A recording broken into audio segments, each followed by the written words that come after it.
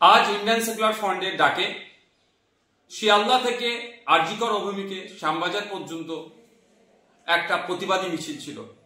আরজিকর কাণ্ডে ব্যর্থ এবং প্রিয়াঙ্কা হাসদার খুনিদের গ্রেফতার করতে ব্যর্থ, পুলিশি অরাজকতা, পুলিশি নির্যাতনের খুন, স্বাস্থ্য ব্যবস্থায় যে তলানিতে চলে গিয়েছে, আইন শৃঙ্খলা রক্ষা করতে ব্যর্থ রাজ্যের পুলিশ মন্ত্রী ও রাজ্যের স্বাস্থ্যমন্ত্রীর পদত্যাগের দাবি নিয়ে আমরা এক প্রতিবাদী মিছিলের ডাক দিয়েছিলাম। কিন্তু সকাল থেকে যেভাবে মুষলধারে কলকাতা শহর এবং শহরের আশপাশে বিভিন্ন জেলাতে বৃষ্টি হচ্ছে, ফলে যোগাযোগ ব্যবস্থা থেকে শুরু করে ট্রেনের যাতায়াতে তো সমস্যা হয়ে উঠছে। আমরা রাজ্য কমিটির পক্ষ থেকে আমরা বিবেচনা করলাম এই প্রাকৃতিক দুর্যোগের কারণে আমরা আমাদের এই আজকের শিয়ালদা থেকে আরজিকর অভিমুখে যে প্রতিবাদী মিছিলটা ছিল সেটাকে আমরা স্থগিত করলাম। অতি শীঘ্রই পরবর্তী তারিখ আপনাদের জানিয়ে দেওয়া হবে।